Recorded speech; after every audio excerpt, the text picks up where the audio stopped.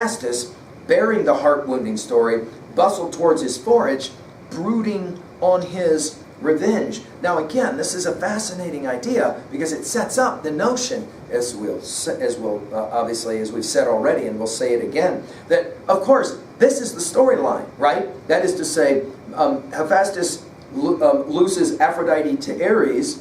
Obviously, Menelaus loses Helen to Paris, right? Agamemnon will lose Clytemnestra to Aegisthus, right?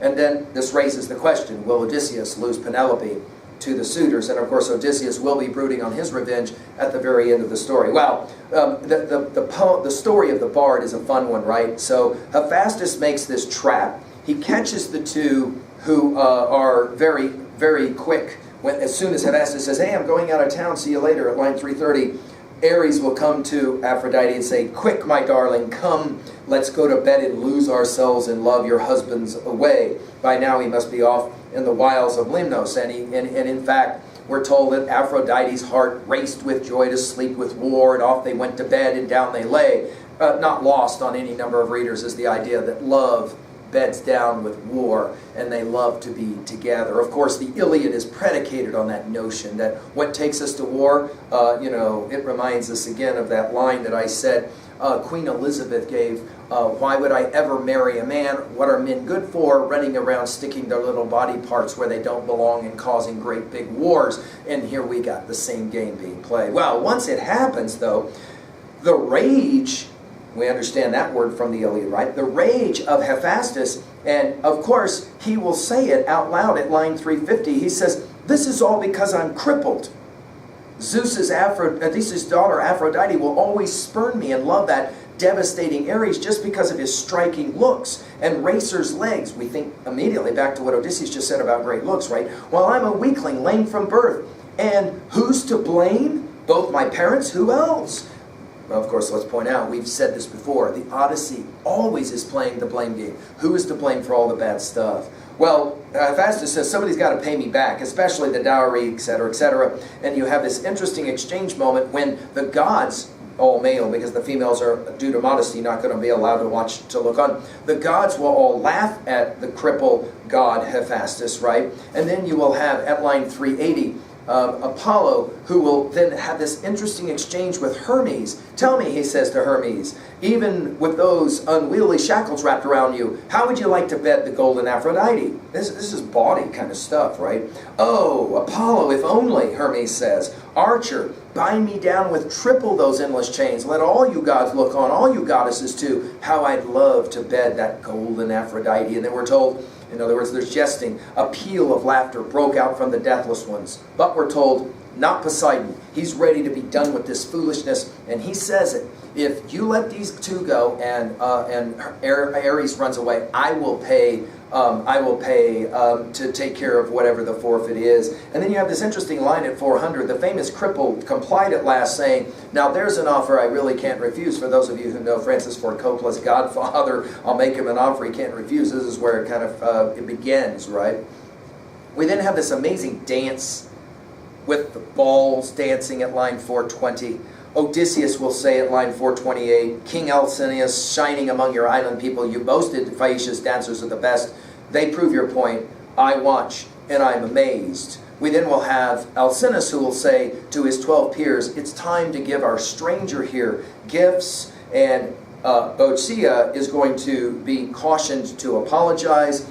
He will apologize to Odysseus, and we immediately think about that important scene in Iliad 23. You'll remember this? When Antilochus has cheated Menelaus out in the chariot race, and he will apologize, and then the old man will say, it's okay, it's okay. We have the same thing happening here at line 455 or so. Boeotia will place a silver-studded sword in Odysseus' hands, and then he'll say, farewell, stranger, sir. If any remark of mine gave you offense, may storm winds snatch it up and sweep it off. In the island of the Phaeacians, we never have conflict. It's resolved immediately, right? We think about that conflict between Achilles and Agamemnon in the Iliad. We think about the conflict between Achilles and Odysseus that's mentioned in the Song of the Bard. None of that happening on the island of the Phaeacians, right? He says, may the gods grant you safe passage home to see your wife. You've been so far from loved ones, suffered so. Odysseus will respond at line 460, A warm welcome, a warm farewell to you, my friend. May the gods grant you good fortune. May you never miss this sword, this gift you give with such salutes. You've made amends in full. So in other words, they, again, they kind of come to resolution. Alcinous will even say to Erteles, you need to give gifts. She does give gifts that are, again, clothing.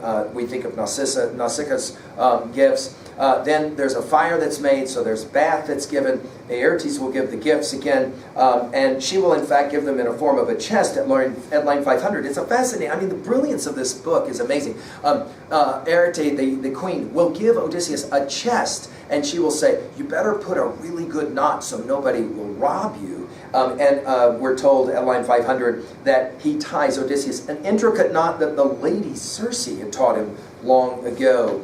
It's a wonderful lie. Out of the bath he comes. Athena's going to make him look stunning. At line 512, finally, Nausicaa shows up. We've kind of like, where did Nausicaa go? If you're paying attention at all in these 4 books, where he's on the island of the Phaeacians before he begins his story, where's Nausicaa? Well, all of a sudden, there she is. Beside a column that propped the sturdy roof, she paused, endowed by the gods with all her beauty, gazing at Odysseus right before her eyes, wonderstruck. She hailed her guest with a winning flight of words. Farewell, my friend. When you are at home, home in your own land, remember me at times. Mainly, to me, you owe the gift of life. In other words, you owe me one.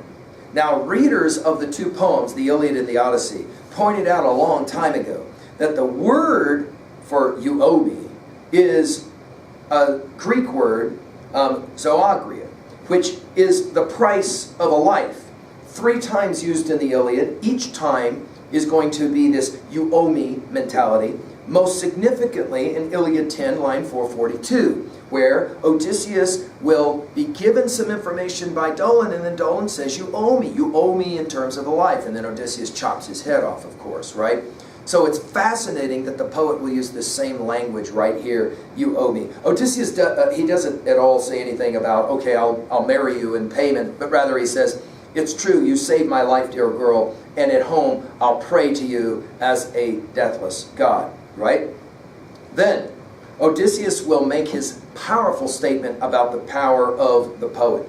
At line 535, he says, while the poet is there, he says to the herald, take this choice cut of meat. He cuts off some meat to Demodocus. And he says, let him eat it so he can eat his fill. And then he says, from all who walk the earth, our bards deserve esteem and awe. For the muse herself has taught them paths of songs. She loves the breed of harpers.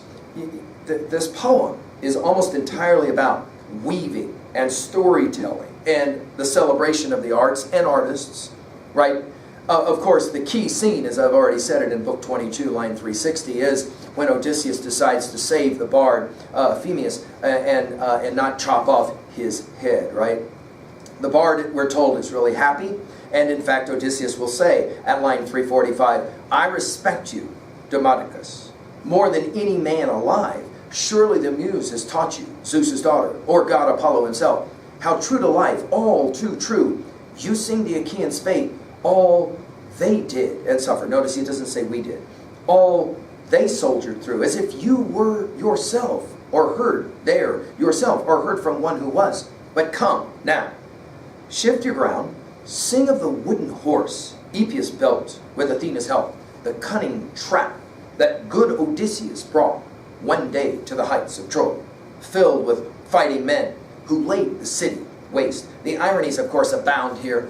You got Odysseus asking for a song about himself. Of course, Whitman's Song of Myself comes to mind immediately, doesn't it? 2, he asks for the story about the Trojan horse and the way that the Edenic Troy, much like Phaeacia, was destroyed because they finally got inside of the city, right? And again, this thing about the wooden horse, our first mention with Helen back in Book 4, line 305, same gig, right? Sing that for me, true to life as it deserves, and I will tell the world at once how freely the muse gave you the God's own gift of song. Well, the story about the Trojan horse is there. The fact that the Trojans had 3 choices to make, and they made the wrong one by bringing the horse inside. We're told at line 581, there he's saying Odysseus fought about the grimmest battle, we're told, when he had to fight against Amphibius, and ultimately defeating Amphibius, right, the great Trojan warrior that we saw in the Iliad, right? Odysseus, we're told, cries. And at line 588, 589, we got an amazing epic simile. Now, we haven't seen a lot of epic similes in the Odyssey like we saw in the Iliad, but one of the most amazing epic similes is used here. There was the song the famous harper sang. But great Odysseus melted into tears, running down from his eyes to wet his cheeks. As a woman weeps, notice the as to so. As a woman weeps, her arms flung round her darling husband, a man who fell in battle. We'll immediately think of Hector and Andromache, fighting for town and townsmen, trying to beat the day of doom from home and children. Seeing the man go down, dying, gasping for breath, she clings for dear life, screams and shrills, but the victors, just behind her, digging spear butts into her back and shoulders, drag her off in bondage, yoked to hard labor, pain, and the most heartbreaking torment wastes her cheeks. So, from Odysseus' eyes ran tears of heartbreak now, but his weeping went unmarked by all the others, only Alcinous sitting close beside him. What an amazing simile. In the same way that a woman weeps when she watches, we'll think Andromache, watches her Hector die, and then she's shoved by spear point to have to become the slave of another man. Of course, Hector predicted that this would happen in the Iliad for Andromache. What an amazing simile. Of course, Odysseus was the one responsible for so many of these women having this kind of crying in response, right?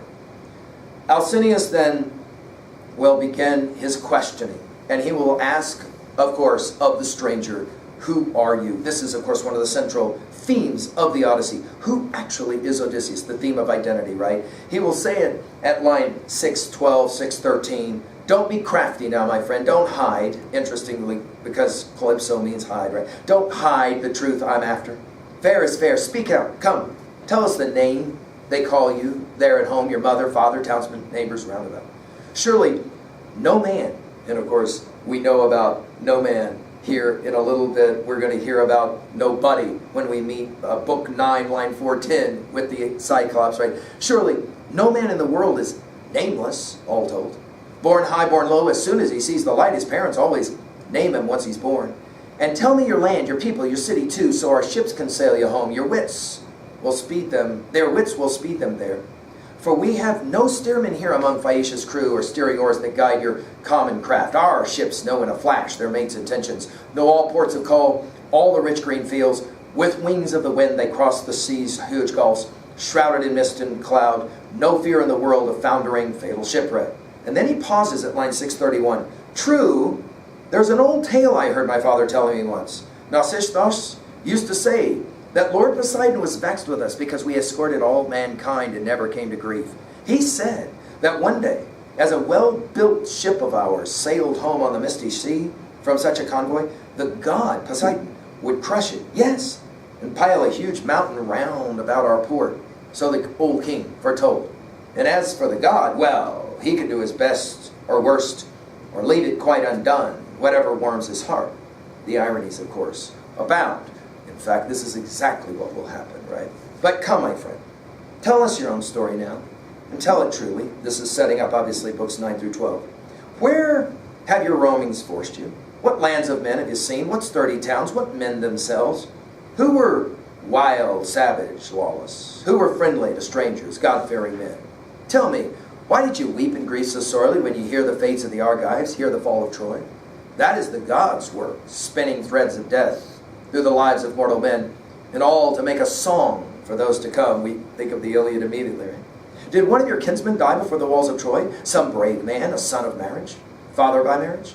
Next to our own blood kin, our nearest, dearest ties, or a friend perhaps, someone close to your heart, staunch and loyal, no less dear than a brother, the brother in arms who shares our inmost thoughts. Well, this is an amazing book. In many ways, it is the one most like the Iliad until we get to the final of the final sequences of the poem, when Odysseus slaughters all of those suitors. We end, of course, with a call for a name, of course, a call for a story, and of course, Odysseus is going to provide us brilliantly with both. The heart of the Odyssey is now coming. Let's talk now really quickly at 2 and level 3, real quickly about some major messages and relations. At 2a, Well, of course, one of the major messages of this text is, of this book is, art is powerful. Art is powerful to teach, to instruct. Art is powerful to remind as well, right? Notice Odysseus is reminded of the experiences he had at Troy, and then he responds, right? We've said it already. Let's put it again in our notes, though. I think that Homer is trying to teach us something in the Iliad and the Odyssey. Of course, Virgil will play the same game. That we really are the stories we tell, the stories we accept, the stories we reject. That's true of us personally. That's also true of a people, a collection, right? The Phaeacians, for example, they are the stories that they tell, and of course, they accept or reject. Notice, a story has been told about Poseidon and how they'll be hurt, but notice they've rejected that story. It doesn't matter. It's going to be fine. Right? Of course, the other thing we'll say about art, as a powerful teacher, to remind, is that it elicits powerful emotions. It leads Odysseus to cry, to weep. Of course, this happened to his son Telemachus earlier, right? Mirroring. Another major message, things are not always what they appear, right? Another interesting idea here, that it's funny when the gods mess around, right? Ares and Aphrodite and the gods all kind of laugh about it. It is never hardly funny, however, when humans do so. The Trojan War, of course, is a classic example of this, right? At 2b, the symbolism, well, we'll go ahead and just say that Demodocus is probably the classic example. He is the blind poet, right? We'll think of Homer as reported to have been blind. We think of Tiresias, of course, as the classic exemplar of a priest. We're going to see Tiresias later, the blind prophet who knows everything, right? We'll think about Oedipus as well here in a bit, won't we? The irony, of course, is for Demodocus, the one who sees is actually blind. In fact, he says as much. I want to go watch the games. Of course, he's blind. We think of Oedipus, who at the moment he's blinded is the moment that he sees. He gets it. That's the epiphany, right? That's the insight. At level 3a, well, we've already mentioned it a number of times, but the Iliad in Book 23 really does tie here to this, as well as we already said earlier, right, in that reference by Nausicaa to the notion of Zaigra, you owe me, right? So subtle, it's so brilliant the way the poet in the Odyssey does this. How about this one for 3a? What is your favorite story as it's translated in the form of a text? One that you identify with. It might be a video game that you play. What is your favorite text about an athletic contest, right? Where, for example, athletes have to go against each other. We have a lot of texts like that, don't we, that celebrate athletic contests. At 3b, are you a great storyteller? And what is the best story that you've ever told? Another question, 3b. Who is the Demodocus of your life? Who's the greatest storyteller? I once had a student that said, dude, I had an uncle who was just amazing storyteller. You know what I mean? He could just like spin these stories, and they were just so much fun. Way better than anything I ever read or watched. How about this one? In what ways, and you knew this was coming, right? In what ways is your life contained in the stories you tell, the stories you accept, the stories you reject? Can you kind of think about that one? To what degree has your life already been a collection of stories that frame what we would call an Odyssey? Well, that's the second part of the Odyssey. If the first part is books 1 through 4, the second part is books 5 through 8, and now we will turn to books 9 through 12. The famous flashback. This is the heart of the Odyssey. Odysseus is now going to turn to Alcinous and the Phaeacians and say two things. One, I am Odysseus, sacker of cities, sacker of Troy. And two, man, the story I had to tell you about once we left the walls of Troy until I ended up on the island of Calypso, it's an amazing, amazing series of stories and adventures. Really, this is going to be a lot of fun for us to take a look at. So we'll turn now to Book 9 and the beginnings of those stories. Thank you.